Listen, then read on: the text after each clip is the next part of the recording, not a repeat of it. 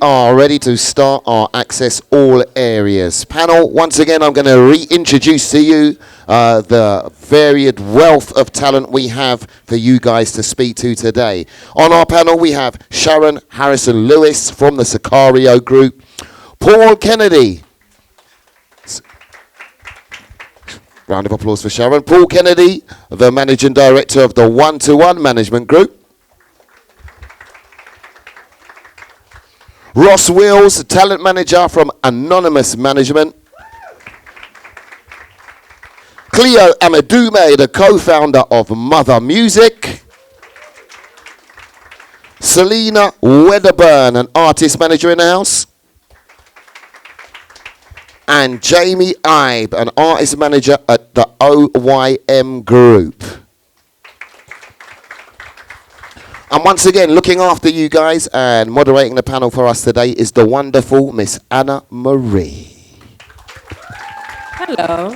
Thank you, Treble. You just did my job for me, so thank you for that. Sorry. How's everyone feeling today? Good, good, good. We had a nice way to start the show. Obi kicked us off, and hopefully we've got some good energy to carry us through to the rest of the seminar. So we are discussing what does a music actually do. Do we have any artists in the building today? Nice, nice, healthy. Do we have any artist managers or talent managers? Okay, a few people, or anyone aspiring to be. Yay, cool. So, okay, we've got like equal parts. So our panel today, I say we've probably got about 70 years worth of knowledge and experience. So it's going to be a very, very insightful conversation. If you want to make some notes, take some notes. We will have time a little bit later on for a Q&A. So if you do have any questions, we will get to that at the end. Okay, so I'm going to run through our panelists, but I'll let you talk a little bit about yourself. So to my left, we have Ross Wilson, who's over a decade in the industry with a diverse background in music publishing, record labels, and talent management. And he is the talent management and music consultant at Anonymous Management. Make some noise for Ross. Next to him, we have Paul Kennedy, who has over 20 years in the music labels around the world as an artist and a creative manager. He's worked with the likes of Shola Ama, Snow Patrol, Janet Jackson, and he is the founder and managing director at One-to-One and Eastside Music Publishing. One more time. Then we have the incredible Selena Wedderburn, who has, again, over a decade in the industry. She's the director of people. She's director of people and operations at Reggae. Did I pronounce that? Reggae Music. She's the co-founder and director at Tempo and Flow, and she currently manages Orisha Williams. One time for Selena. Apologies if you can hear the rattling, that's just the connection that we've got going on. Sorry about that.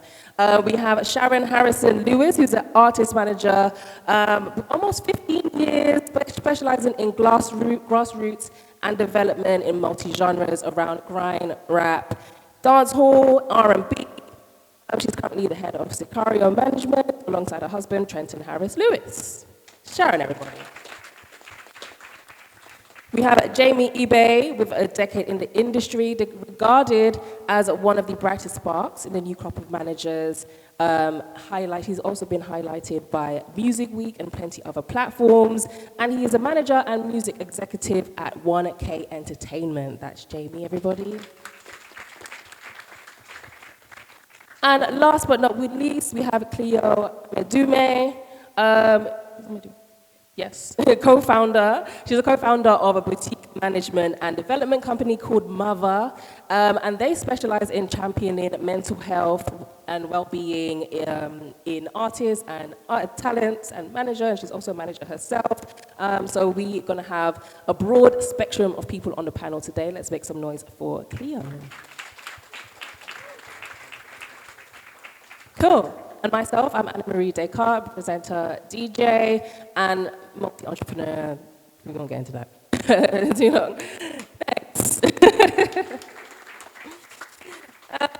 Great. So first, let's start off by defining what a talent manager is and what your role is. So there should be a mic. Do we have that other mic? Yeah, but just pass it down. Everyone just, you could tell us a little bit about your role. Yeah, things that you do as a manager and in your companies. What's the question again? Forgot it real quick. Yeah, what's your role? What do you do? Okay, what is a manager? So I think it depends on what the artist needs. I think there are general things like diary management, sourcing opportunities, connections. Those are the general things that managers do. But then it depends. Like, so I manage artists, writers, and producers. So they will need different things. An artist will probably need the most out of those things because their diaries are harder to manage, they need more connections, they'll have maybe label interest and publishing, as well as like music videos and all of those kind of things.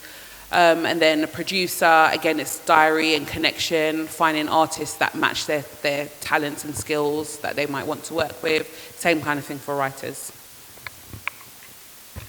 Nice to meet you all. I'm going to start by saying belief. I think you need to believe in your artist. I think it's a tough role in the sense of walking into labels, distributors, publishing companies, and understanding you're going to get several rejections. You're going to go again and get more rejections, and then when you think you've been accepted, you're going to get another rejection.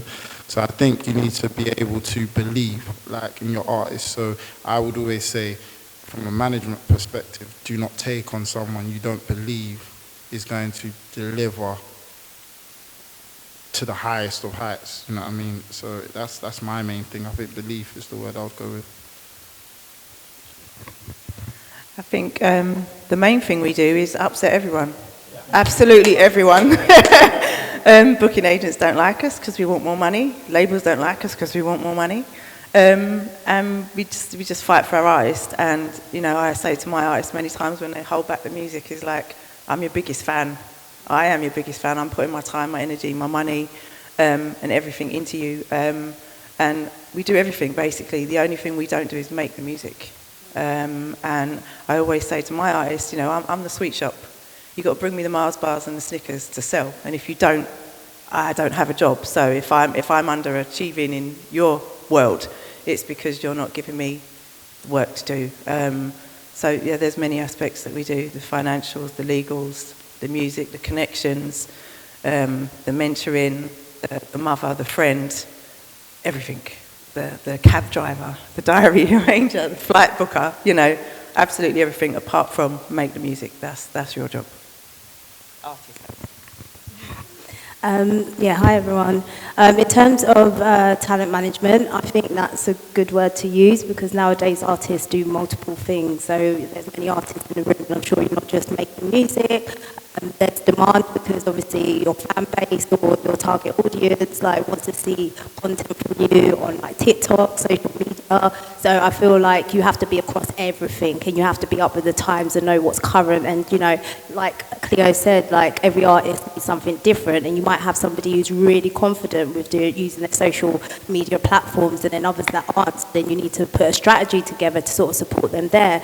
And I feel like you wear many hats when you're a talent manager. You've got to be marketing, PR, you know, finding new business opportunities as well. So you've got to have that business hat on. It's like literally finding opportunities for whoever you are, who you're managing, and put on the right hat depending on who it is that you're managing, essentially. So yeah.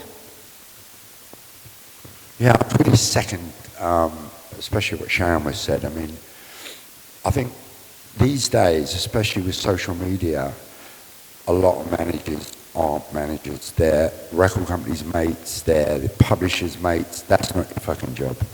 Your job is to represent your client over and above everybody else. Remember that, get that right, and your job has changed, right? So we're now rights managers. That's what we do.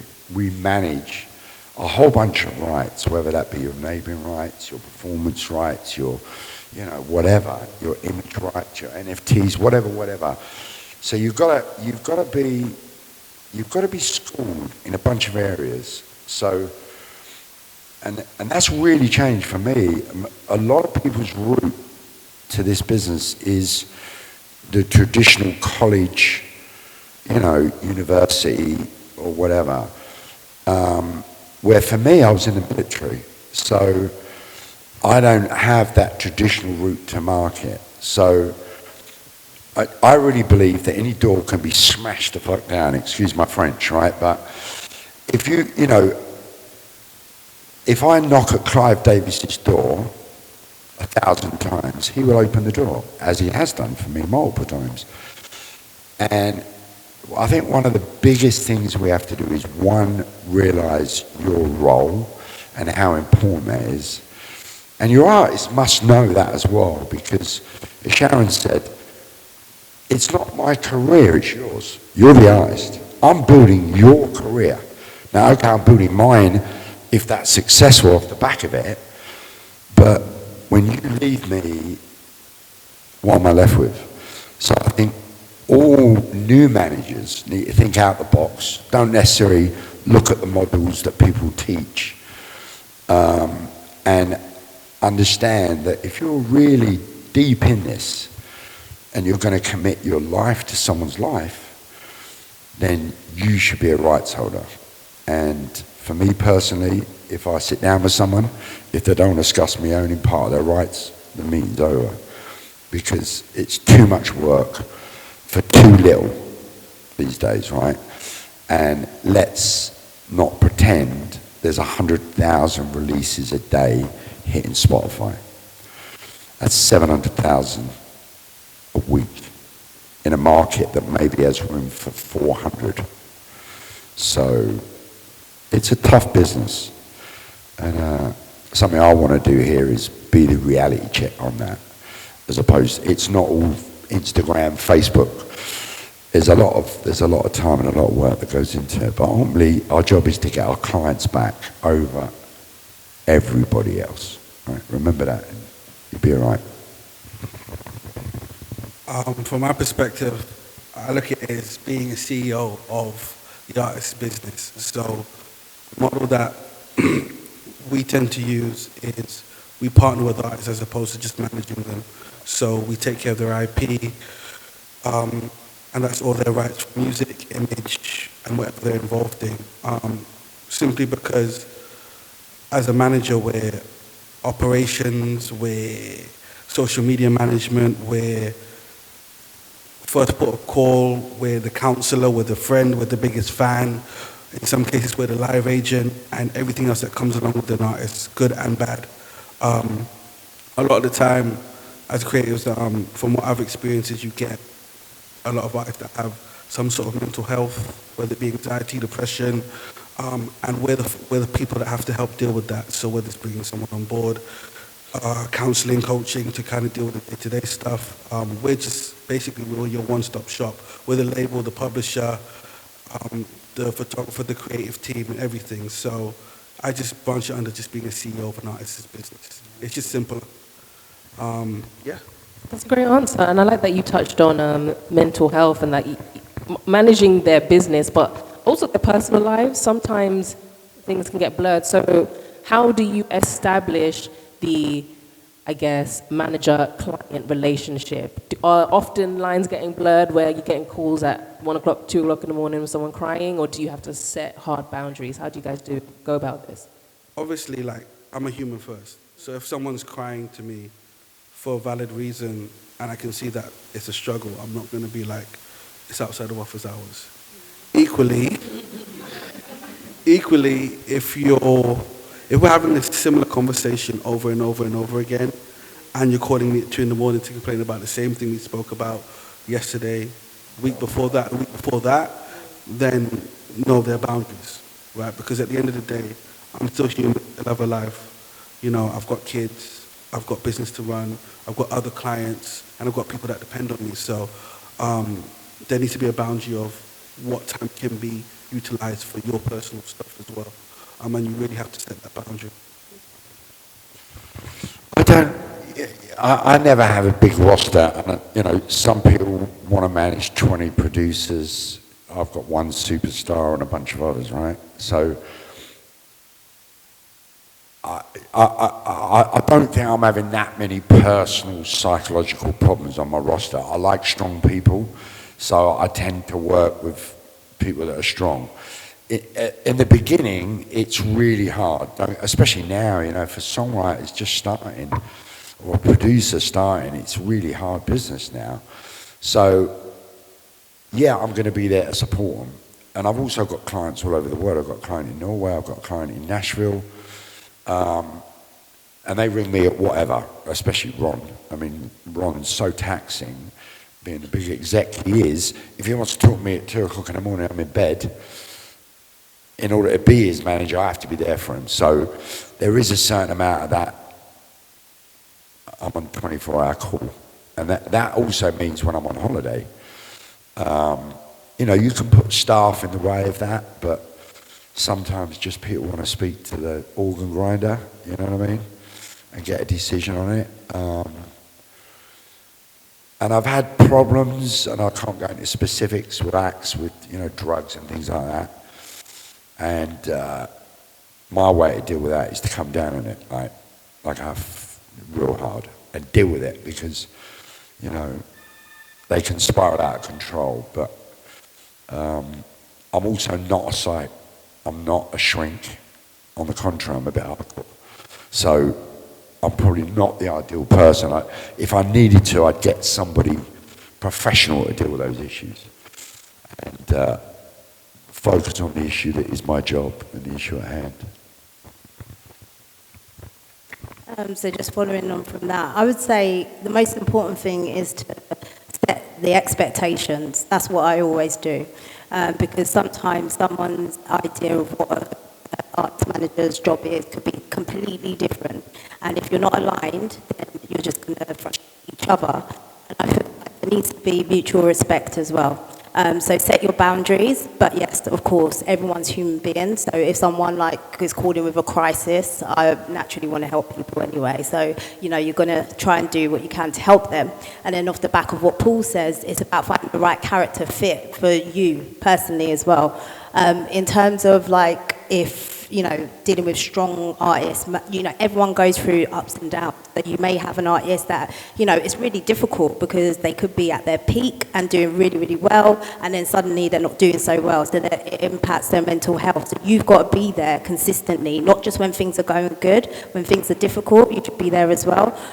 So I just think most importantly, set the expectations, so then that way no one can get pissed off if, for example, you know, they feel that you're not putting your weight, but really and truly is because they expect you to do everything and they need to do that bit as well. So, yeah. Is it Ross? Sorry. Yeah, so, you know, we're human first, so we'll always listen at any time. It causes many arguments in my house, because even if we're on holiday, my husband's phone is stuck to his ear 24/7, as Paul can. Yeah, I don't even phone my husband. That's how bad it is. Because if he don't answer that phone, it's peak when he gets home. So I just don't phone him because I know he's always on it. But it's, for me, I only know what advice I can give, and the best advice I can give is to just listen and to divert. If it's a financial issue, let me just put you to your accountant. If it's a legal issue, let me just put you to your lawyers. And if it's a mental health issue, let me just find the right person for that, because I know I'm not qualified, so I would not, you know, want to give someone the wrong advice and not want to waste such a valuable time or an important issue and not get it addressed in the best way I possibly could, which would probably not be me, because that's not my field. So it would always be to just refer to outside agencies and just make sure you know who they are and that you've got them on board, and just, confidentiality left, right and centre of everything you do. But just, use the resources that are out there. There's loads of things to help in mental health, and obviously in financial and stuff like that. There's grants and stuff like that, so you don't always have to help yourself financially. You can divert for self-help so that they can help themselves as well, because no one likes to ask for help. But if you refer them to other agencies and ways in which they can help themselves, I find that would be my route of doing that. I think for me, it's interesting because I think so many people manage in different ways. I think that's the main thing you have to understand. And when you're dealing with people, everyone is different. So I think everyone will need to be managed differently. So you might have a roster of 4 talents, right? and each one of them is uniquely different. So what then ends up happening is you might have one that sort of goes to the studio and kind of works and is consistent, and then you might have one that keeps having boyfriend and girlfriend problems, you know what I mean? And then you've got to kind of help them through that, but then they end up being the one that, once you've helped them through that, they make monster records. So it's kind of, it's sort of interesting for me, because I sort of, everyone I've worked with has been at different stages, so I've had to do different things, and some of those things have been things that you wouldn't like imagine a manager really doing. Like, I've been to the airport in the morning to pick up someone who's stranded because the money that they were meant to be paid was not paid. And so things like that's not a manager's job, so to speak, because they didn't go on a music holiday or music retreat. They went on their own personal holiday. But then I feel like stuff like that I've done has strengthened my relationship. And what is really interesting is, this is a great tool. We've got so much speakers here, but no manager, and you have to be careful of this as well, is going to tell you how to keep your client. Like, it's sort of like in the books when they talk about how to be a millionaire, like, they're not going to tell you the little trick they did that helped them get over the line. So no, not every manager is going to be able to tell you, okay, this is what you're going to do to keep that client, because the relationship is personal. And when they're ready, if they're not happy with you, they're going to sack you. And then the worst thing is they might come to one of these managers. So it's interesting. But with that being said, and the truth is, there's so much managers I know that are friends that we've not on purpose swapped clients, but a client's left me, gone to them. Do you know what I mean? Felt that was the decision they've made, and it's a great decision. I think the key thing is just to always remember that, like, my job as a manager is to protect talent and present them in a way that people will love them. And for me to present my act in a way that people will love, they have to feel loved. They have to feel that love, and they have to feel like they're in a position where they're able to work to their optimum level, which then allows them to deliver what everyone sees. And that's that sort of a behind-the-scene role where once you give them what you give them, then they deliver greatness, and then you guys achieve greatness together. I think that's one thing to remember. Yeah, I think, like it's been said, it's definitely not a one-size-fits-all job. And so, you know, earlier I listed those very basic things that you can say, if you're a manager, you should be doing these things. Everything else is additional. That's the part that there's no one-size-fits-all. It's like management, what it says on the tin is these basic things, but mental health, you'd have to find a manager that has maybe an interest or a background or some reason why they care about mental health. And then it's signposting, because none of us are counsellors, we're not trained professionals. So that 2 a.m., sorry, did you have a question? That 2 a.m. phone call, like, you're not going to have every day someone calling you at 2 a.m. with the same thing. You need to signpost. If they've got deep mental health issues, signpost. Don't take it on for yourself. Also, you have to have your own boundaries, what you're willing to put up with. If you know that you're a person, do not call me past 8 p.m., let the client know that. Then maybe you're not suited if you need that support past that time. I'm a person, I used to be like, want to work 24 hours around the clock. Now I'm like, if I'm on holiday, do not phone me on holiday. You can send me an email, you can do this, because what I'll do is I'll put everything I can in place before I go, but don't. If you want that manager that you can call on holiday, I need to know that I'm not that person for you, because I have to protect my own mental health and my own boundaries as well. And there would be a manager that wants to do that. It's okay if it's not me. Like you've been saying, like sometimes you change, they might get another client. We've all got one life to live. The artist might have that one career. I can manage 10 artists, 2 artists, 1 artist, whatever. You don't have to kill yourself over this. It's music, really. Like, as much as we all enjoy it, it's music. It's meant to be enjoyable. It's about connection. It's not just about just working yourself into the ground as a manager, nor as an artist. Could you talk a little bit about Mother and some of the place for mental health and well-being? Yeah, it's a sticky one because I've actually left Mother now. Yeah, but no, it was funny timing because I was leaving, but I hadn't announced it outside yet. So I was like, well, I'll just say Mother, but it's like as of the 31st of March, I was not Mother anymore. But some of the systems is very much about signposting. I think the three of us, because we cared so much about mental health and well-being, we would be like Avengers Assemble. client calls, put your suit on, let's go and solve that problem. And I'm naturally a problem solver, so I was happy to do that.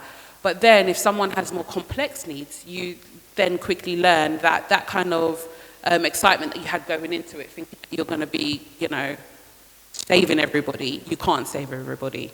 You know, so I think signposting is a big deal. Networking, speaking to others, having a network of counsellors that you think might be suited to your artist.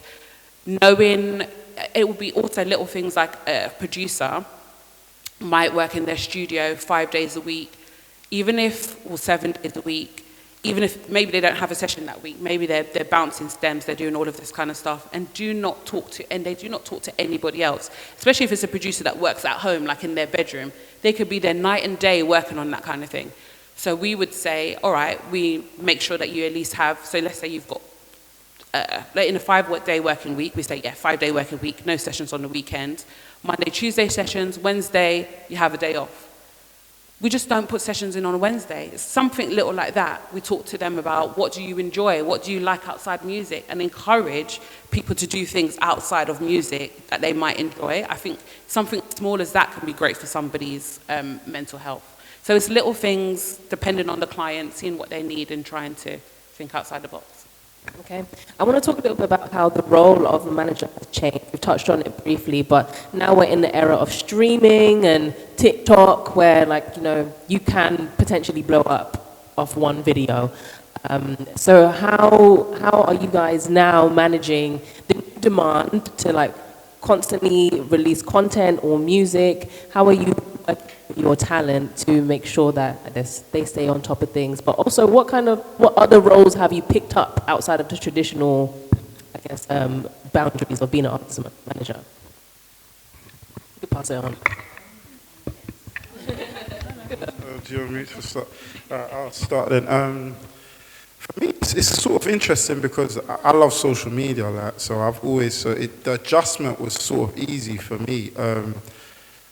Artists, I like to work with artists who like social media, but then even if they don't like social media, I sort of liken it to retail, for instance. When you work in retail, you're not always just going to be on the tills. You're going to have to replenish stock, so you're going to have to do stuff you don't like. So I think social media is a huge part about music, building momentum, building a buzz.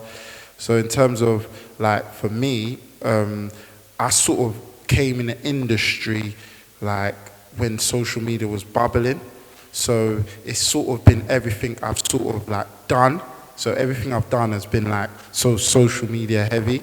So I've loved it, really. TikTok, Instagram, Twitter, like, I'm all over it, to be honest. So I can't really tell you about CDs and stuff, etc., etc. Well, I can, obviously, in terms of selling units, but in terms of, like, when it was no social media, my whole, like, music life has been, you know what, yeah, do this reel, do this short clip, like, let's go and do something crazy in Trafalgar Square, or let's put something on a billboard. Like, it's always been, like, very, like, heavy on, like, content, like Snapchats, like, I'm cool with, like, all the bloggers across Instagram, like, good relationships with them. So, like, everything can, like, go out, like, to the where it needs to go to, you know what I mean? And I know, like, with some people, like, their whole strategy would be, like, you know, I've got this record, let me send it to GRM, and then let me do a post on Made You Think, or etc., etc. So, and I do understand that, but then I also understand the side of things where you have to, like, build and pick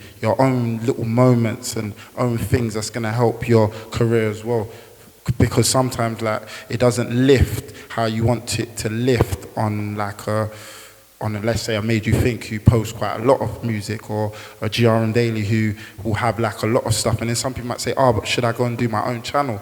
But then your own channel, you need to have a lot of asset creations, and you need to promote the asset creations to allow your channel to build, because initially when you start using your own channel, you're probably not going to have as much subscribers, which makes it then tough. And then that can dishearten artists and managers because they're not getting as much views, but then you're competing with people who have pumped, like, thousands. Like, we've done campaigns where we've pumped like 15,000 on one video. So we're going to now amplify our view set more than a new artist who doesn't maybe have as much money to pump in. So it's just little things like that. I feel like my thing is, you have to use these tools. Like, I've had artists before say, I don't want to do social media, and it confuses me, because it's like, what technique, if you do not want to do social media, do you want to use to improve your viewership or create your fan base? Like, what are you doing? Like, and I think what you have to remember is, although music is a hobby, it's a really expensive hobby, by the way, but although it's a hobby, it's the music business. And in business, when you do transition from it being a hobby where you're recording for fun, and then you actually go to the market with it, it becomes a business where every business needs marketing, or you don't pass the 2 years in terms of, like, as a startup, for instance. And every artist wants to transition themselves into, well, I'd hope, ambition-wise, into a global sensation.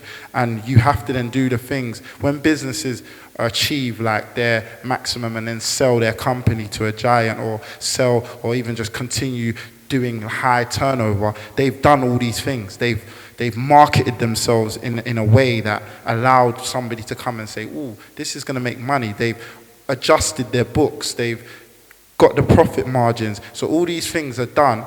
So then it's kind of hard for you not to do it without social media, because these are then tools that, even if you look away from music and you look at companies, they're using these tools, and the CEO might not like social media, so he's going to employ a social media individual to work it. So for me, I've sort of seen that. So I haven't seen the growth, but what I will say is I've seen, like, for instance, the rise of TikTok.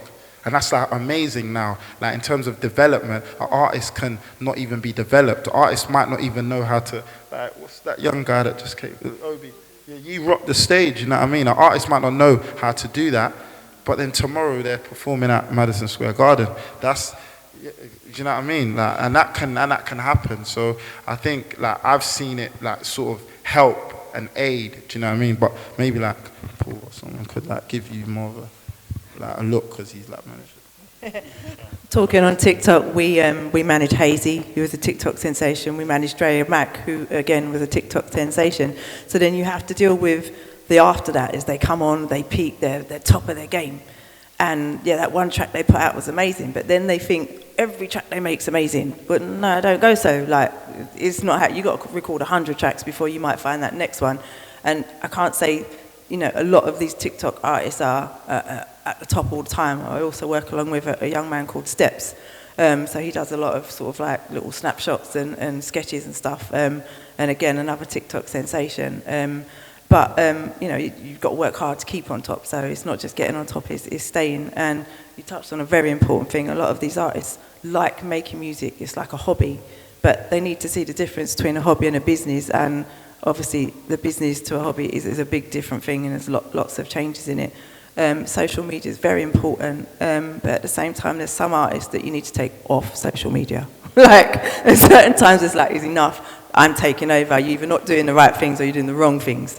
And, you know, you're getting into altercations and you're going into Twitter space, and, like, people are seeing things the wrong way, or they're taking captions of what you said and adding it to something else and making different things. So obviously in everything there's pluses and minuses, and it's about the balance, and yeah, it's essential, because you're trying to reach people and people are trying to reach you. What will connect an artist to a fan base is a relation or a similarity, or they've gone through the same thing that this person's going through. So they might want to reach out to you and just say, oh, that song really, really touched me. And, you know, people like artists like Amy Winehouse, you know, she made some massive tunes, but she had a lot of people going through the same things that she went through. That's why she had such a big fan base. You know, one of my artists, I had to say to him the other day, you talk about yourself a lot, innit? Like, how are people going to sing along to your song when you're just talking about yourself all the time? So he's like, yeah, I do, innit? Yeah, like, it didn't, you know, I had to kind of be tactful in the way I said to him, like, you need to switch up your lyrics, bro. But he respected what I said to him, and he looked back and he was just like, yeah, I do. I talk about myself a lot. I'm like, you just got to imagine people are going to want to sing along to that. They're not going to want to sing your story. They're going to want to relate to your story and recap of what you're actually saying. So social media is very important, but everything's balanced and timing. And even just putting a video on GRM, they're putting out a video every 15 minutes. But they know the key times and the key days when to put your video out. For example, it's a Sunday at 8 p.m, if anyone didn't know. So if they're saying, yeah, we'll put your video out on a Friday at 9 p.m, and you know you're up and coming, like, no, fight for that peak spot, because they know when their peak spots are. So it's doing research on timings as well, on Facebook and Instagram. They all know this, when the right time to put out something. So that's why the social media experts use them, because it is timing in a lot of these things. But yes, it's definitely a tool that you have to use. Yeah, definitely. But just off the back of that, I think don't get too caught up in it. You have to find the balance, because music is the most important thing. And I think sometimes artists get like, you know, oh, I want to go viral, I'm going to jump on this, and, you know, this little trend, that trend. And you need to think about, like, if you want to be a serious artist, you've got to be in that studio and you've got to produce the music, and it has to be quality music. And maybe you have a song and you're thinking, oh yeah, like, you know, you're getting good feedback from it and everybody, you know, loves the song, and you're ready to put it out. But if you rush it and you put it out and you have nothing to follow, then you lose that momentum. So it's about planning. And I think a lot of the times, a lot of artists forget that you have to plan, because you will just lose your audience, and then you're starting from scratch again, and then you get burnout because you're like constantly chasing that high of, like, you know, going viral, but it's not always about that. It's about the quality of the music. So I'll just say, you know, it's about you as a manager. You need to guide your artists, you know, because sometimes they just want to go on a tangent and just like, yeah, I've got this great idea, but you've got to find a way of, like, you know, knowing when to, like, you've got to keep them motivated as well, because, like, let's be honest, you know, when you're dealing with creatives, they may think they've got this great idea, and you've got to find a way of telling them no without motivating them as well. So it is all about, you know, building that relationship, building that trust, so that they trust that you've got their best interests at heart. You're not trying to hold them back, but you're just trying to make sure that the timing is right, so that you can get the best out of the situation and find the best opportunities for them. Sure. I think getting back to the root of the question, you know, how the business has evolved. As everyone said, social media is so important, but when I first take an artist on, I almost don't want an imprint unless I'm picking up something that is already doing it. Do you know what I mean? And the main reason for that is they've already messed it up. Because for me, it's all about repertoire. So if I find a new artist or an up-and-coming artist, I'm probably going to get my head down for 4, 5, 6 months, maybe a year, and focus on the repertoire. Focus on, as Sean said, the music, and get that right. And this is not the traditional model, right, but it's something that works for me. When I've got the repertoire right, I go and get it. Right? And my old partner that I worked with, Jazz, at Big Life, rest in peace, he always used to say to me, I was head of A&R at the company, and he used to say to me, get the music right, everything else falls into place. And it doesn't just fall into place, you know, you don't, but you can go and find a social media manager that has a much better understanding. I'm not that good. I understand Instagram and Facebook, and I run a digital marketing company that gets paid thousands every week by all the majors. Do I understand the algorithms? No. Do I understand what they do? Enough to beat it, right? But I'm not a social media phenomenon, and I don't try to be. So I really think this transition has not been healthy, right? So back to the original question, what we did and what we do now, you know, managers in the old days were really more sort of gangster type. They were kind of more mafioso types, you know. If you wanted to speak to some of my early acts, De-Influence or Shola, you spoke to me because there was no social media. So you were God. I was empowered. And we're now, if the record company that doesn't like what you're saying, they go behind your back and talk to your act. So you and your act have got to be like this, first thing first, right? Because the one off route. Let me give you an analogy. Most people have holidays, right? And in a year, let's say you plan 2 weeks to have a holiday. You will plan a car to get to the airport, the flight to get to the holiday. You'll plan it all. And you would have spent half the year planning that 2-week special occasion. But again, as you said, planning is so important. So when I'm looking at something, I always want to kind of reverse engineer where I want to be. So I say, I want you in arenas because you're an arena act, or you're a jazz act, so I want you at Ronnie's. Do you know what I mean? Put it in perspective. Don't expect a neo soul act like Soul ID to be headlining Wembley, because it ain't going to happen. Right? Understand where your niche is and your lane is, and say to yourself, we can be at the Forum in 3 years, and work out what you've got to do in reverse to get there, right? And then, and I really say this to clients, block the noise out, because, and this sounds arrogant, but every client I've lost has gone downhill, right? Without fail. Everyone, right? They've lost their deal, got dropped, do less productions or whatever. That's just a fact of people moving on, right? But it's also a fact of breaking plan. You know, when, and I can't talk specifics, but when I took on a specific producer, I said to him, we're going to do this for the next 3 years, and we will have built a foundation for your career to stand on. But if we don't do X, Y, and Z, you're just a flash in the pan. And the record companies don't care. The record companies care about consistencies, hits, and numbers. So surely you must position yourself to have those hits, those numbers, so you can regularly be engaged. So the biggest thing for me is actually not social media.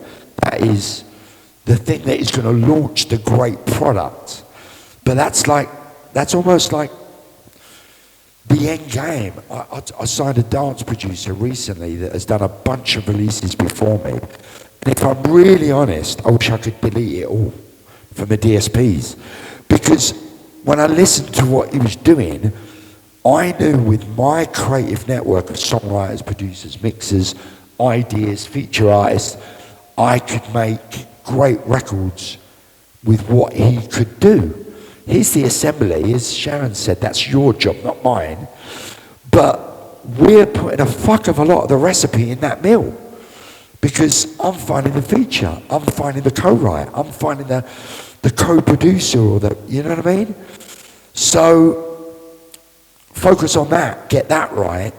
And if you're like the younger school manager that knows and mastered social media, great. But because I'm old school and I haven't maybe mastered that, it doesn't mean to say that you can't find the right job at the right time, whether that be the mix engineer, the mental health coach. You know, you can't do it all, but what we are is the catalyst. I always say to people, the most successful acts in the world generally have a team of 50 and above. And the manager's job sits right at the top of that pyramid.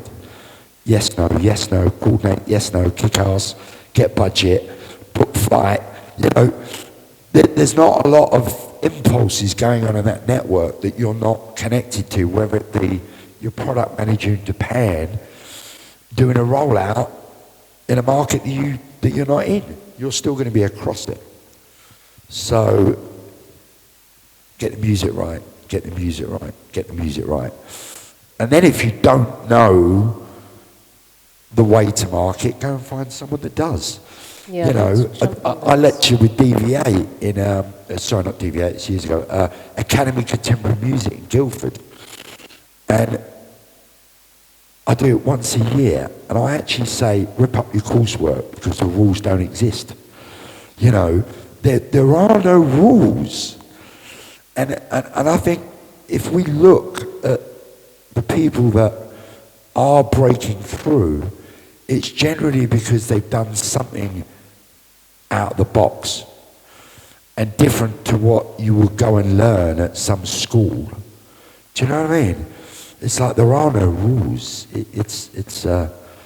Yeah, you need some knowledge, but it's not what it used to be, pressing plastic, pressing CDs. I personally love those days. Running a label, we could make money on promo, doing the first 10,000. Treble over there has bought millions of my 12 inches. Now treble, we give them to you, right? Do you know we have to give it away? It's nuts. I just wanna talk about, just move on to when the right time is to find an artist. A conversation I end up a lot, or just in music, in general, music artists is like, oh, I want to get a deal now, or I want to do this. And I always try and remind people, it's a process. Usually these people will come to you. But do you have any advice for any up-and-coming artists? When is the right time to seek a management, or when would the right point in your career be to, I guess, bring in more people to support you on your journey? Or do you guys go to people? Do you guys scout people and say, hey, or do people usually come to you? So the short version to that is when you've got something to manage, right? And it doesn't necessarily have to be a monetary thing. It may just be you need to create, but you've got like a bunch of other commitments, live, press stuff, you know what I mean? And as a manager, I can see where it's going to go, so I have no issue lending my support to that. I think a lot of artists have a misconception about what managers actually do, because I have a lot of messages in my DMs from, yo bro, I need 10K for this, can you be my manager, to we're going on tour, we need someone to help like manage the tour, and I'm like, that's not what I do. Do you know what I mean? So it really varies, but it generally is based around if the artist has something to manage. Like, you won't bring someone onto a business on any level if there's nothing to manage in that business. And I think artists need to start seeing themselves as products, as bad as that may sound, and then bring me on board to help develop, manage, and bring visibility to your product. In terms of just, I guess, what was the other question you asked? Sorry, slipped my mind. Yeah, it was just about when's the right time for them to get a manager, or yeah, do you approach talent? Oh yeah, do it. Generally, I work on recommendation. So if more than probably 2 or 3 people have said, listen, I think you should check this person out, I will check that person out. So I found someone in DM once, and I just thought the music was phenomenal. I was like, you know what, let's work. Just on a temporary basis, and let's see what we can do. It just depends, but for someone like me, it's generally on recommendation of other music industry professionals or trusted friends, or yeah. I think the first question I ask anyone is when they come to see me is, what do you want? What do you expect? You know what I mean? Managing expectations is a big thing. I know what I'm doing. I'm arrogant about that. But why someone wants a manager is a really big question. And sometimes they really want you to, you know, be mama hen and pay your bills, and, you know, let's be honest, right? The traditional model of business managers, we're not banks, we're not, and we all pay for things, right? Because you know, I'm just mixing a record for a new client I've signed. They don't have the money to do it, so I'm going to cover it. But why am I doing that? Because I own something, in that case the publishing, right?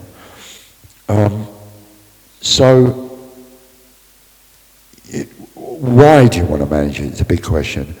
And then if you're ready, which a lot of people are not, and I often get those, you know, blind emails, I'm looking for a deal for this, Paul, can you get me a deal for this? Well, I have no idea. You know, it's something random out the blue. It's not about one thing, it's about the whole thing. And why would I just stop everything I'm doing just to do this, you know what I mean? So the commitment from the artist to the manager has to be reciprocal. It really does, because like most managers, I've lost acts.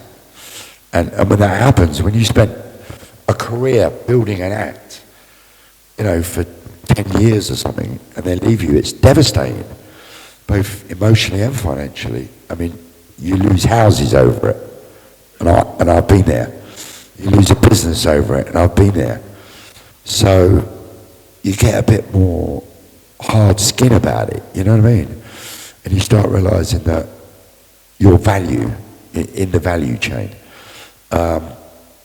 So what do? I'm quite often the exec producer, so on things like Shola, Mark, Crochane, they've got an A&R person that I've actually done the record. So I found the producers, I found the songwriters. So I will take the executive production role. That's not my job as a manager. So if I'm doing something over and above what I should do, I should be compensated for it. And I turned up with a very old client, Taz, here. And as we rolled up, I published a number of Taz's records. I got a royalty check that I did 25 years ago, yesterday, from Warner's. That feels good, but I wouldn't have got it under the traditional model. So, and I've been arguing with bodies in the industry about this for years, and I think some of them are now starting to listen. But the traditional model is broken, so for those aspiring managers that are sitting in the crowd, I would say don't agree to the traditional model. Just off the back of that, I would just say, when I get approached and people ask me, can you manage me? I always ask, what happened to the last manager? Because a lot of the times they just dump their last manager when the managers put all the time and effort into them because they weren't doing what they were supposed to do. What were they supposed to do? What did you expect? Exactly. They think automatically it's easy. You go into a label, you get the deal, and because the manager didn't do it, then they, move on to the next one, and it's the manager's fault. And then we become, we get into that blame game. So for me, it's really important that, I connect with the person, that I like their music as well, because it's not. We are the people that are trying to create those opportunities. And if we don't believe in our artists, then we're doing them a disservice, because you're going into these meetings, you're trying to put something across that you're not really feeling. So if I feel that somebody's not for me, I'll pass them on to somebody else, or I'll recommend somebody else. I don't take on an artist just for the sake of it, to say I'm an artist manager. I don't do that. So if I feel like I can't do what that artist needs or deliver, then it's not for me. And I think that's really important that a lot of managers should do, because that's how sometimes managers get a bad name. That, they did nothing for me, they weren't helping me. But sometimes it's just, you just don't connect, you're not the right person. So, it's important not to just take on people because it's their livelihood. But let's talk about money and contracts. What is typically covered in a management contract, and what makes a fair deal? Straight 80-20 normally. Okay. Managers normally take 20%, booking agents normally take 10%. Everyone else is kind of standard fees. And if anyone asked, there was things years ago like a 360 deal where everything was a bit different. Some of them still exist, but we wouldn't really advise anyone to sign to such things these days. You've got 50-50s as well, but the majority would be an 80-20 management deal. Dude, would you say? Yeah, but that was going to be my next question. Model still work? Is the 80-20 cut still fair to manage? So, for example, right, if an artist makes 100,000 a year, as a manager, you make 20 of that, and if you're co-managing, you make 10. So that's 10K a year. As a manager, you have to be sustainable as well, right? It's not just about sustaining the artist, because, and I asked this question on LinkedIn the other day, which was, is the traditional model broken? Because what we do at Anonymous is more 50-50 partnership deals now, right? So we're both investing into it, we're both kind of reaping the rewards from it, right? So I'm booking studio time on my dime in order to own 50% of that record. Right? So then when the label comes along, we both eat. So it's a more equitable system. It kind of works for us rather than an 80-20 thing, because I think you do a lot of work for 20% of... So in order to really make money, you have to have like 4 to 5 viable acts at 20%, and cost of living crisis in that, you know. You need more money. Yeah, you need more money. Or a stake in the artist, you know what I mean? Okay, and my stake in the artist is 50%. 50%, okay, cool. So, traditional model, right? You're on 20%. You walk your artist into Sony ATV, you get them 100 grand, you get 20, just like Ross said, right? Throw that out the window a minute. Let's work the percentages. What's the average publishing deal with a major, split-wise? About 70, 75, 25. Yeah, right? So the manager, once that's recouped, is going to take 20 of the 75. 14 or something, right? So now he's down to 64% off source. Okay? So I signed Snow Patrol worldwide on a 70-30 deal, and they haven't got a major publishing. Why is that a conflict? They're better off. Get it? Right? The lawyers will always, oh, the manager can't publish her. Why not? Why? Because conflict of interest. Why? I've just made him one band's member share better off by controlling their publishing. I'm not going to commission what Sony, and I'm going to build the value because I'm putting into it. So that's one way. Or on the masters, so I've just signed an Afrobeat act. I'm doing publishing and masters because they don't have any money. So I'm going to pay for the mix. I'm going to do the record. So I'm going to put on a 50-50 split on the master, put it through my deal with Universal, put the record out, and I'm going to pay for it. I've got a stake in it because I paid for it, as I should have. If you sign at Warner's, they give you 20%. So what's wrong with a 50-50 deal? Yeah. Do you know what I mean? So the model's broken. So I'm so fed up with the lawyers, and there's loads of big lawyers in the business. I ring up, I thought this won't work. I just go, I don't care. And if they don't answer the formula, you know, because sign a major, Taz asked me a question last night, so I gave him some really frightening numbers, didn't I, Taz? I've got a client that sold 26 million of the biggest girl group in the world. You can all guess who the girl group is, right? So, big pop girl group, that guy becomes a millionaire as the producer of the whole album, right? In today's terms, I made a lot of money, right? So in today's terms, that does 20 million on Spotify. Where's the producer at? He doesn't even recoup the advance that they paid him to make the record. There's the comparison. So why would I want to be on that model? So, you know, I say to bodies, almost every talk is bullshit. The model's dead. We have to, as a group of managers, fight back on this, because in America it hasn't been this way for years. Barry Gordy, we all know, founded Motown. He couldn't get a record deal. So what did they do? It's Motown and Atlantic Records, right? When I came out the army, everyone was like this little club, especially then.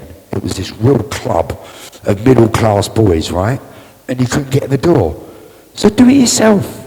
Set up your own label, use your own little funds, get the repertoire right, and build an income stream. Team up with someone that knows how to bring product to market. And to answer the question that started this, when you write for a major deal, way down the road, because there's 100,000 records a day being released.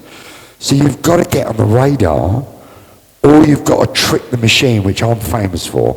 I often sign someone that no one knows, Chris Shane, Barrington Levy's son. Develop him, go and get me a huge album deal. Scooter Bromley's me. How'd you do that? Because no one knew about it. Because I didn't release anything. And I had 20 hits that I walked into and created a firestorm about because of the meetings I could get, right? And so I was better off not releasing anything. Again, you don't have to follow the rule book, you know, think out the box, you know what I mean? Oh yeah, let's have a debate. You have to make sure what you're doing is legally viable so that your artist doesn't sue you and you walk away with a lot less than you started with. If you try to do, no, not you personally, but you know, if you try to do something that's out of the norm or that's new or that's different, it's not viable. For example, if you work on a management where you're taking 50% and at that time and your contract isn't written right and that the artist has a problem with it and they take you to court, the lawyers will be like, well, standard management's 20%, so we'll favour the artist in this. So we're not saying you, Paul. We're saying in general, like it's okay to be different and do outside of the box, but just make sure it's within the law and you're covering your back at all times because there will always be repercussions. I'm going to echo that as well. As much as what Paul and Ross have said is amazing, you have to remember as well, they're going over what idealistically a manager is doing, in a sense, because that then becomes a label sort of situation. Am I right, Ross? Yeah. Production company. So if you're a manager, the first thing I would say is get a good lawyer, get a good music lawyer. I think that will help you, because what will happen at some stage, if it hasn't happened already to some of you guys, is you're going to have some sort of issue with an artist of some sort. They always come. Guaranteed. Yeah. So get a good music lawyer. I think understand what you're going to do and what you're able to do for that 20% as well, because I think that's very important. I think what tends to happen is, I don't think, and everyone might echo it here, I don't think the 20% is enough, but that is what it is.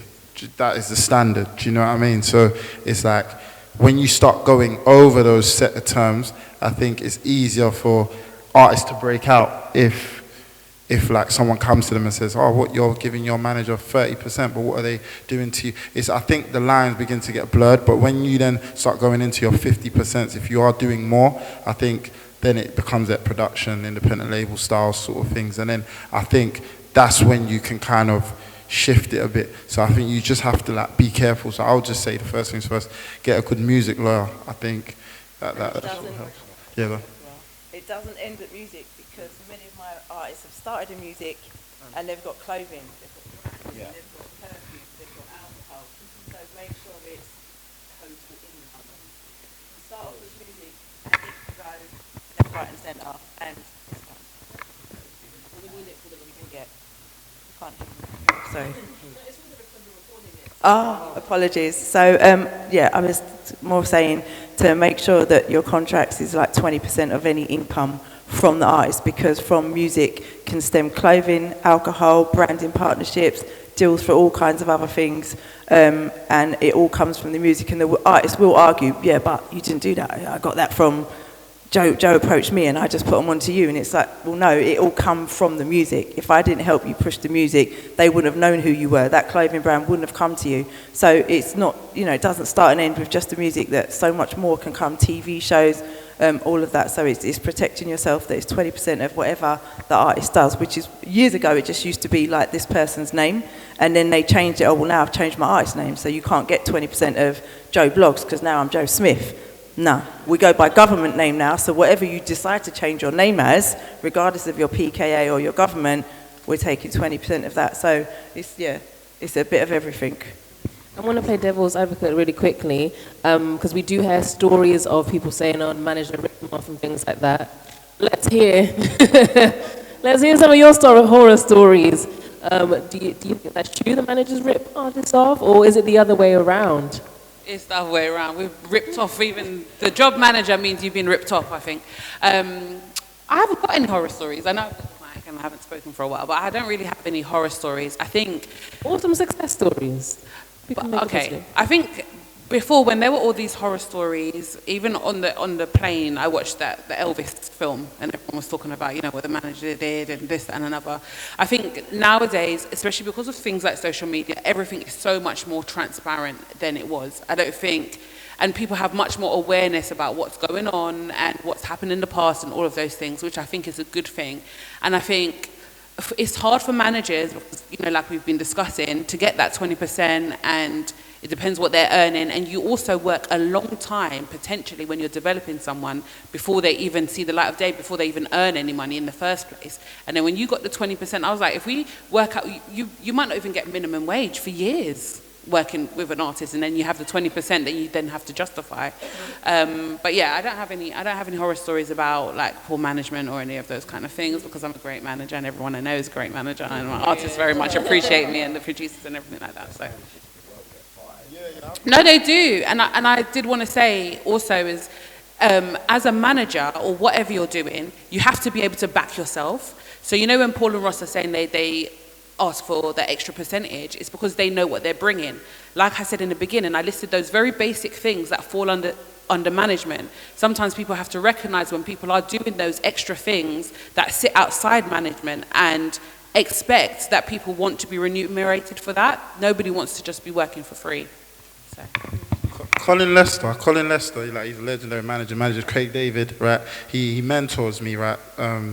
And he said to me, "You're a manager, not a magician.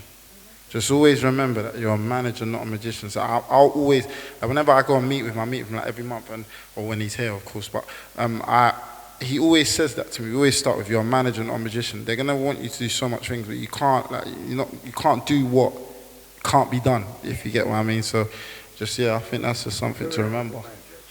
Yeah. One other thing is, it's very important to tell your artists to get their own accountant. Your manager does not deal with your artist's money, and that is the first route to any argument or any issues. You don't deal with your artist's money. Your artist's money goes to the accountant, and you deal with the accountant. You ask for your money from the accountant pays you. Your artist can then argue with their accountant. That is one of the biggest wars you don't ever want to have, is being involved in your artist's money. Let them make their money, pay their money, everything deals through an accountant. Your accountant speaks to their accountant. That way it's all above board, and you can't have that. So there's no way, shape or form that you can be ripping off your artist unless your accountant has messed up somewhere, and then you're passing the buck. But it's always over money. But if you've got your lawyer, you've got your accountant, and that's where they stay. You don't deal with the artist's money apart from helping them make it. We're quite short on time, so keep it short. Did you want to add anything onto that? I think separating the money is super important, and also have different lawyers as well, because you never, like I've had, other managers saying, "No, we have the same lawyer," and I'm like, "No, you need to separate that, because their advice needs to be independent. So if you present a contract, they can't take it to the same lawyer that you've just done the contract with. You can't blur lines. You have to be super intentional with the language that you use. And yeah, there are horror stories, and I think a lot of the time managers don't actually speak on their side of the story. Like in my contracts, there is a clause that says neither of us are allowed to speak about anything that happens under this contract for any reason, simply because it protects everyone's integrity. But yeah, I've got no massive horror stories, probably when I started out, but yeah, I'm under NDA, I can't discuss those things. So. Okay, that's cool. Let's talk a little bit about just some advice, some life lessons that you guys have learned over the years, if we do have a few artist managers in the building.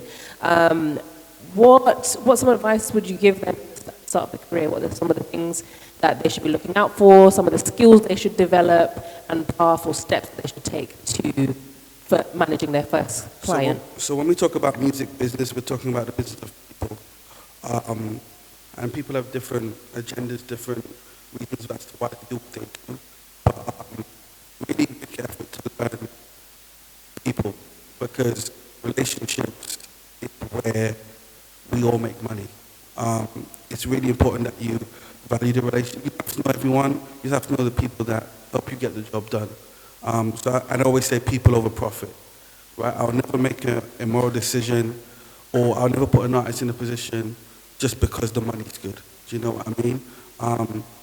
To me, their mental health is key, and putting them in positions that it questions that is always kind of like a bad choice, a bad decision. So yeah, definitely people over profit.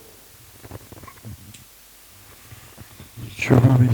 Advice for young managers or aspiring. In the new model, I would say don't pay attention to the traditional one. I'll keep batting this point.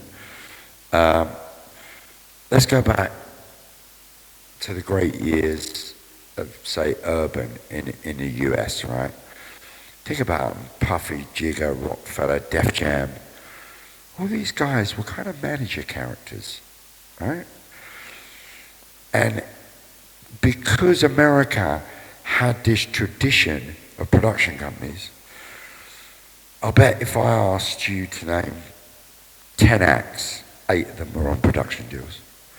But you don't know that because they come out via Def Jam or they come out via Warner's. You know, Alicia Keys is signed to So Def, which goes through Sony. You know, that's just one. Missy Elliott was signed by, you know, there's so if you pull the curtain behind the industry, all this thing about conflict of interest, it's right if the situation creates a conflict.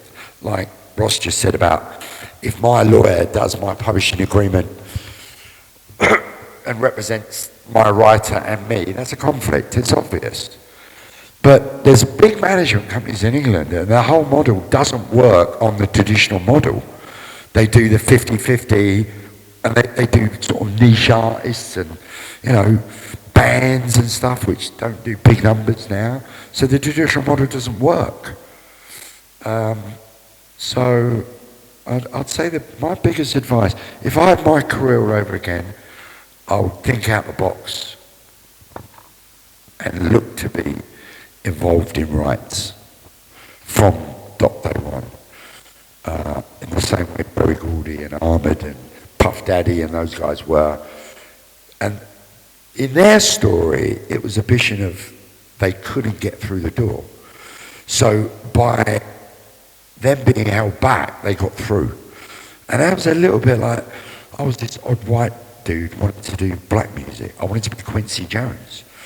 And no one would fucking listen, excuse my French. So we could do this, you know what I mean?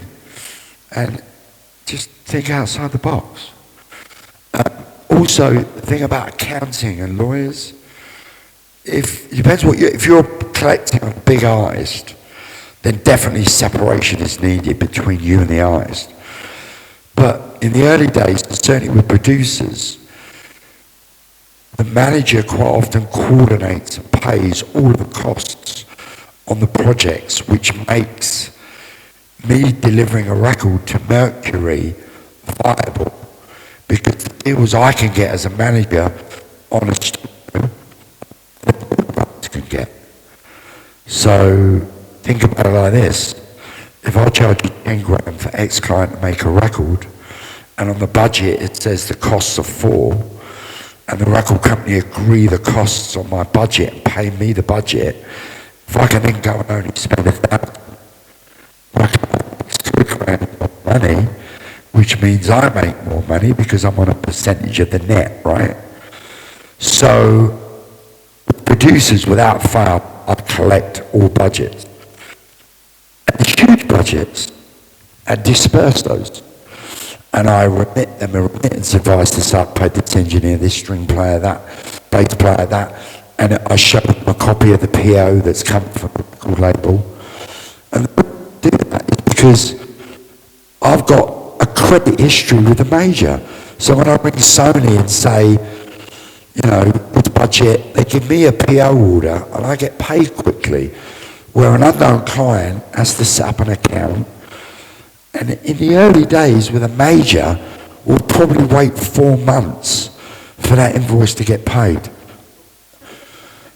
I wait 7 days with Universal because I've had 26 years of, so I don't want to wait for my money. So again, the argument about putting your client's money in the bank account in their name, well, I've got a client that did that from day one because his very expensive lawyer told him to do that, and his accountant then cost him half the advances over the next 2 years.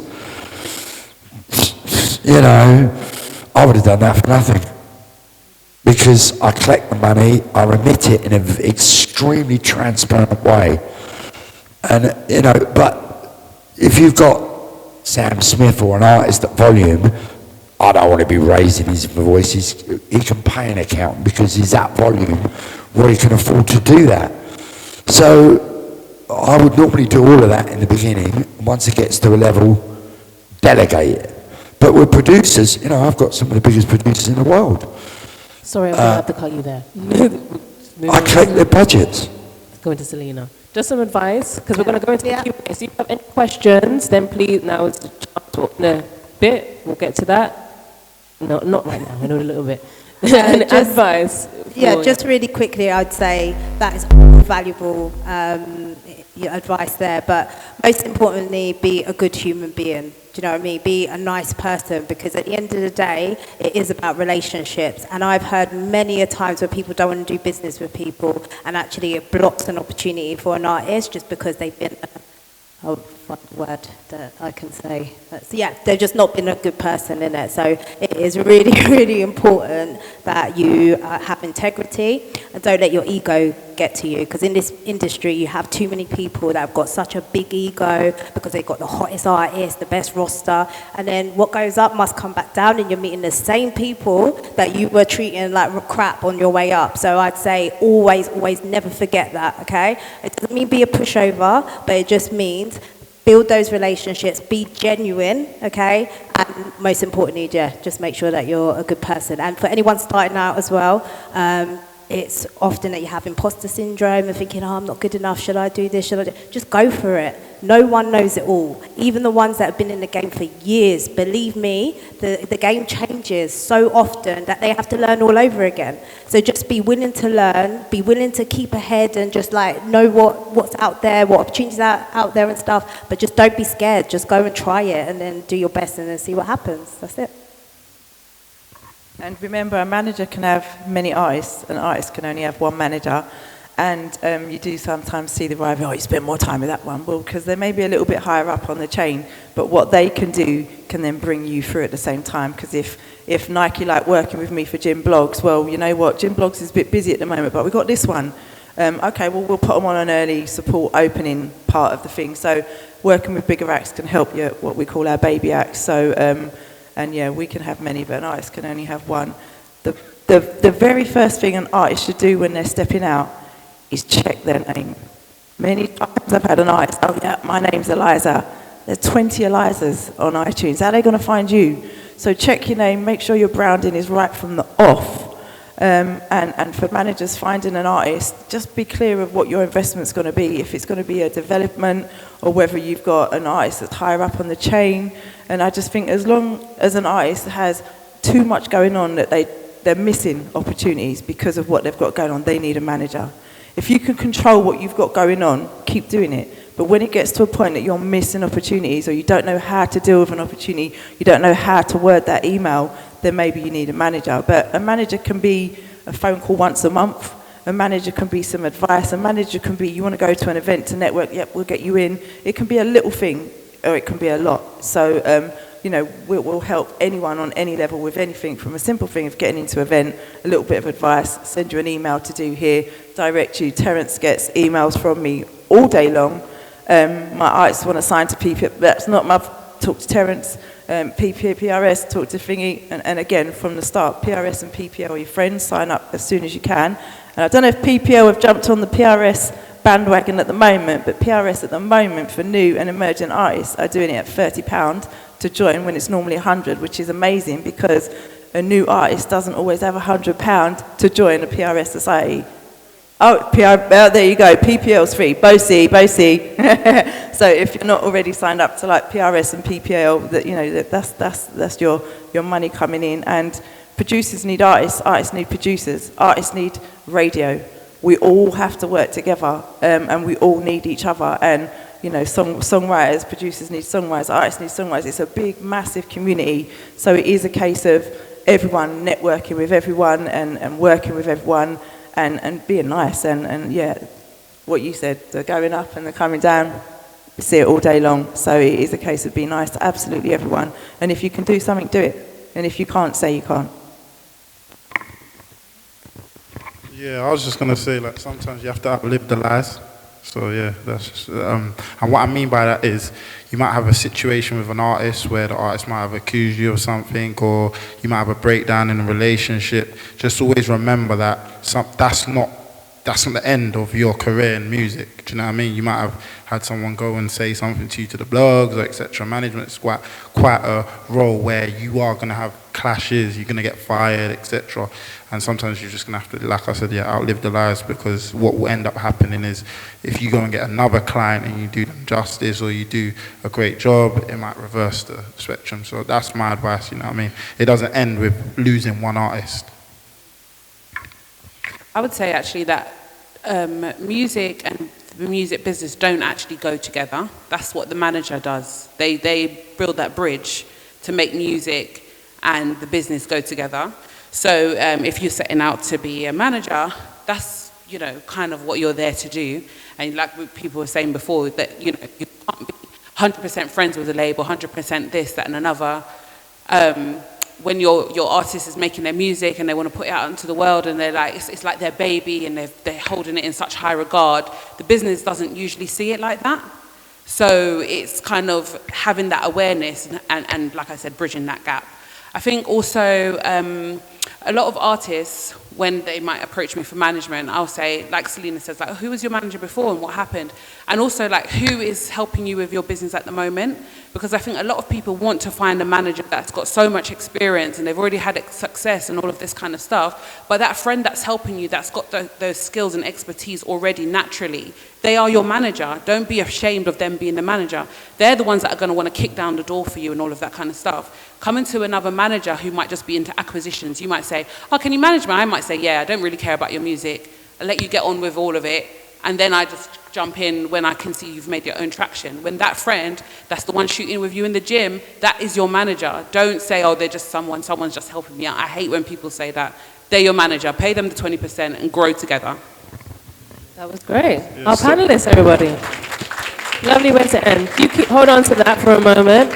Okay, if you have any questions, we do have maybe 3. So just, I actually don't want to take a question. I'm not going to lie, because you were talking throughout the majority of the panel. So we're not going to go from you. But if you have a question, please come to the side and we'll hand you the microphone.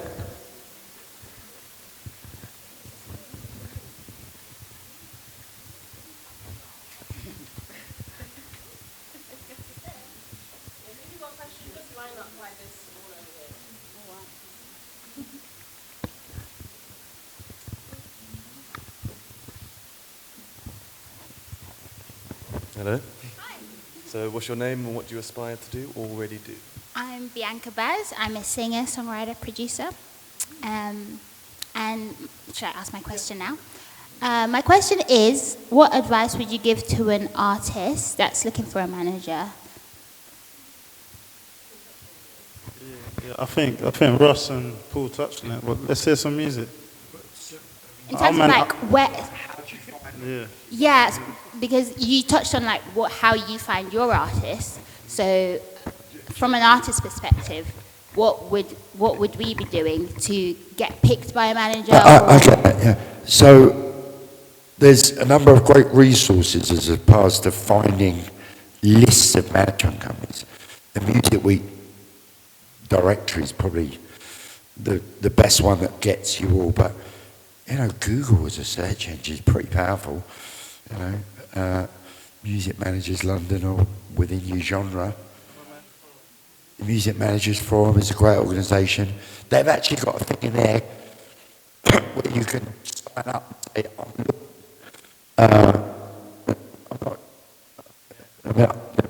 I'm a member of the MFM. So I'm not sure, if I'm really honest, how many people use the MFM, but there's a database there. But the Music Week directory, Billboard have a directory, and then I think the best way is just to reach out with an honest, sincere, short email and bullets, right? So don't go to war without bullets, because you'll end up dead. And your bullets are your songs, right? So, you know, knock me out. That's what I want. Because, I don't know, but I get 600 emails a day I don't want. But every now and again, I've just signed a young guy from Oxford, from nowhere. Brand new. I think the guy's the new Steve Mack, if you know who he is, pop guy. And he was just persistent, polite. Only took him a couple of emails. He just kept emailing, and he only attached one song. And it was, you know, Flying Without Wings, epic, mid-tempo ballad. And it just, every time I listened to it, I was like, this is good. And with persistence, he kicked the door down. And, you know, I like kicking doors down, so I don't mind people when they kick doors down, but it's also about when they're ready. I think a lot of people sort of are really early in their development. They don't really know where they are, and they think that the manager's going to, if you like, solve all the problems, and they might do. But these days, let's be honest, you don't need a studio. Any computer can make a record. So there's no excuse. Put your repertoire up.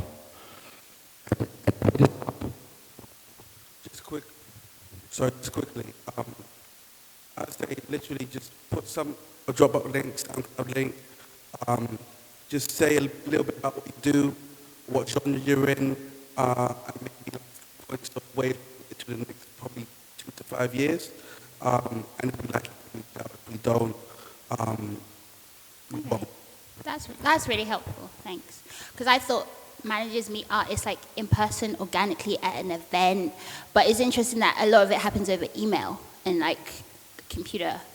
Yeah, that's technology. Yeah, it depends. Bit of both. Yeah, there are no rules. Like here, you can meet someone here today, so network, email, there are people online. But your main goal is to make the music and make sure that you're at the top of your game, okay?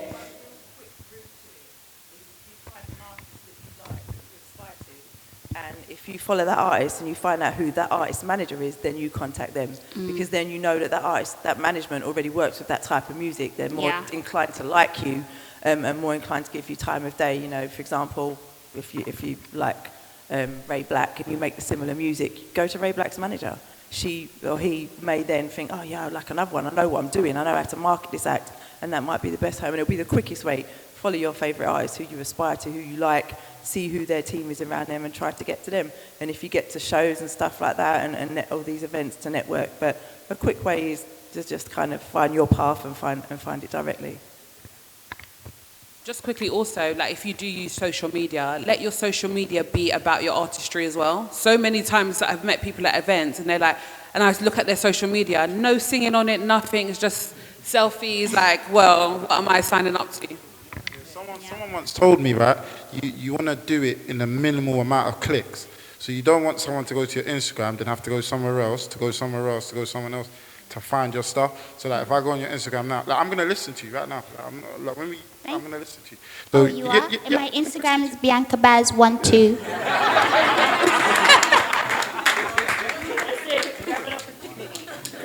You see me, I don't play. I'm serious. If you be the next one, I'm taking you now. I want you for all these other managers. It's competitive world. What's your Instagram? Let's go. Where'd you go? Go on. BiancaBaz. Thank you. Just want to give a quick shout out to Paul from MMF in the middle. It's Paul here. Yeah, from the Music Managers Forum. So I'm throwing you under the bus here, Paul, but yeah, it's the Music Managers Forum. So in terms of places to find managers, MMF would be somewhere that you can go to. Cool. Do we have another question? Thank you. Yeah, we'll move on to the next one. Yeah, kind of, sorry, holding it for you. Kind of answered my questions in the mix, but what makes you believe in an artist regardless of, you know, if you like their music? What if you don't like their music? What makes you believe?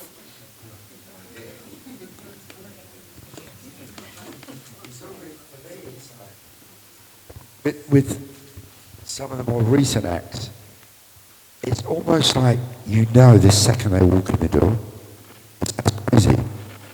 But the last kid I signed bounced in the office and did this mad, like, I'm here.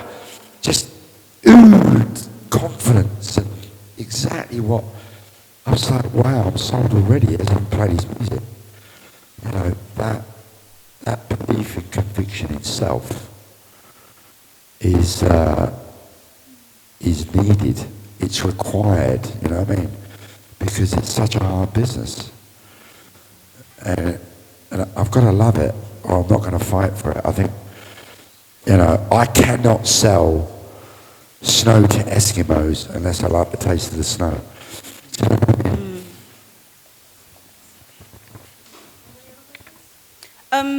Yeah, so for someone that doesn't have like a lot of followers on Instagram or on social media, and they're trying to like, you know, put themselves out there, because you said that you'll go on someone's social media and you don't see music, but then it's kind of like, how do they build their following in terms of music when they might have followers that follow them because, you know, they take nice pictures or whatever, and then it's kind of like, oh, I'm a singer, I'm an artist, but like they're not attracting those type of people because they built their audience off of something else.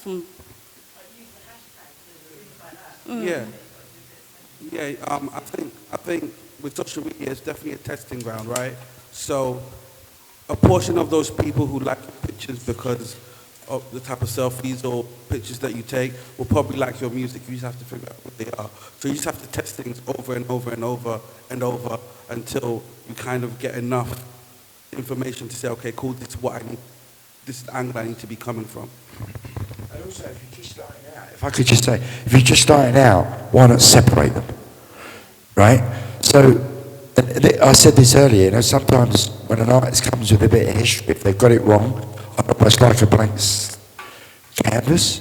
Don't get me wrong, as the manager, it's always nice to pick something up that's got some momentum, as opposed to starting right from scratch. But I think you find most pop stars will have some sort of social media presence as themselves. I know multiple, and people don't necessarily realise that that's them because they're too busy following the one that we want them to follow, which is the vehicle, right, the artist. So if you haven't done anything yet, maybe you could launch everything with a new focus, which might be better. I have to. Thank you very much. Okay. Sorry.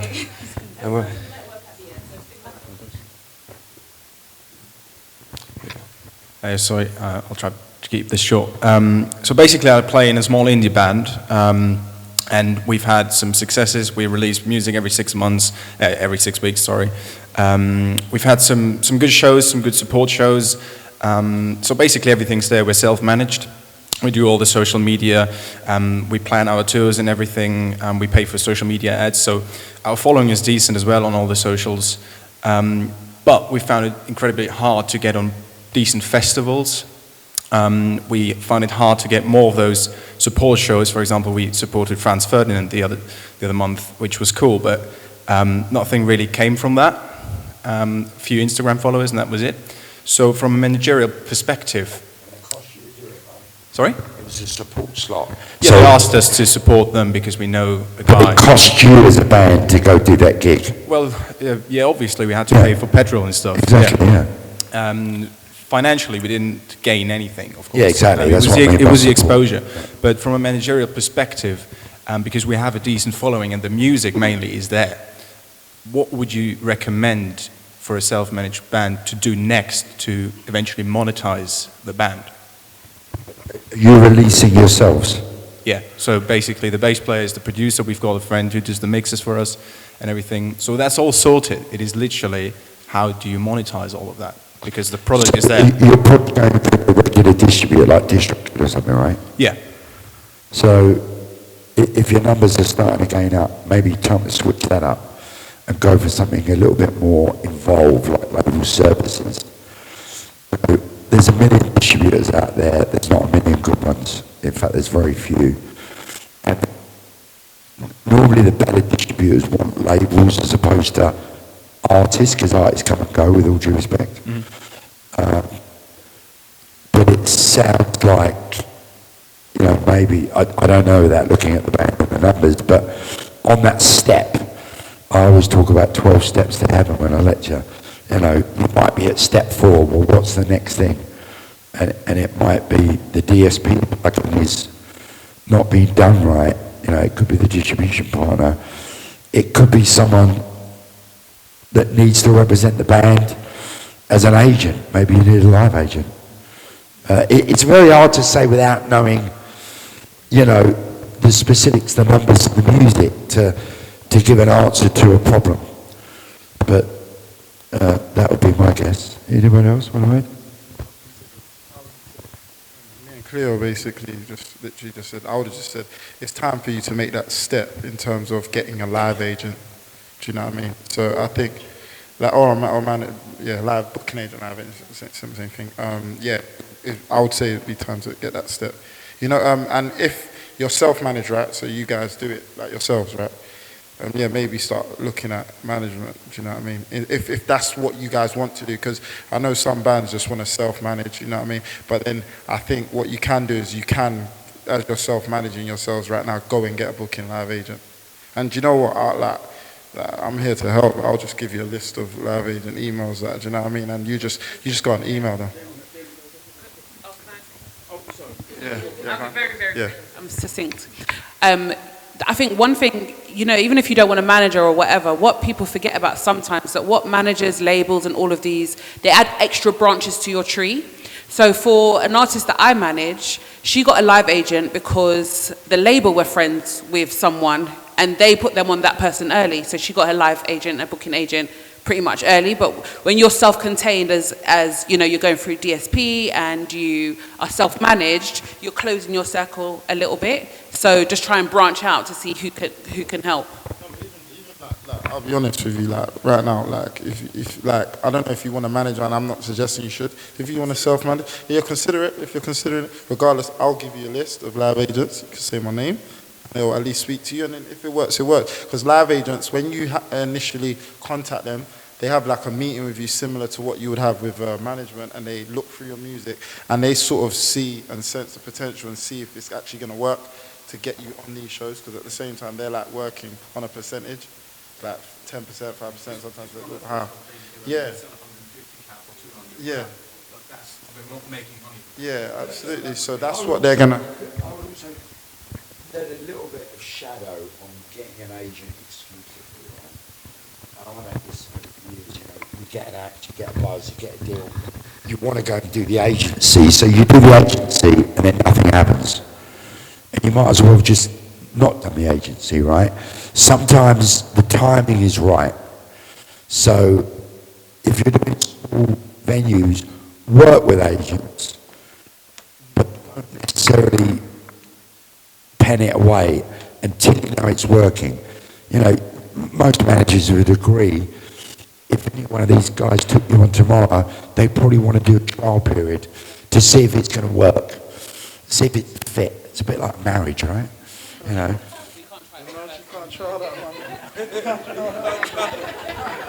I just had a quick question. Who do you distribute through?